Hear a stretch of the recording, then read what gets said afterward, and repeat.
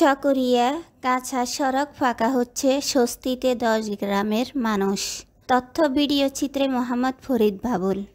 চকরিয়া উপজেলার কৈয়েরবিল ইউনিয়নস্থ কৈয়েরবিল high school and college সংলগ্ন খোলাখালী পাড়া সংযোগ সড়কে চলমান উন্নয়ন প্রকল্পের কাজে এলাকাবাসীর সন্তোষ প্রকাশ। অবশেষে পাকাকরণের কাজ শুরু হয়েছে। এতে 3টি ইউনিয়নের 10 গ্রামের 10,000 মানুষের মধ্যে স্বস্তি ফিরেছে।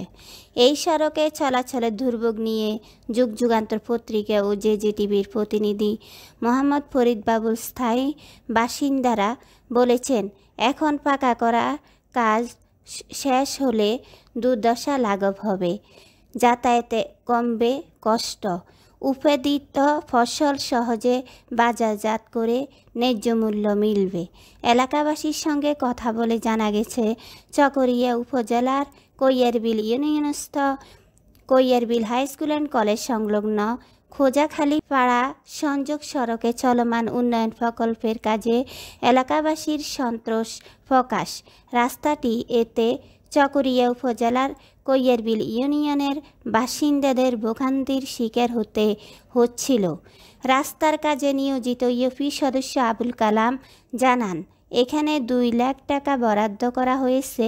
24 জুন থেকে কাজ শুরু করা হয়। তা দ্রুত চলছে, আগস্ট মাসের আগেই কাজ শেষ করা হবে।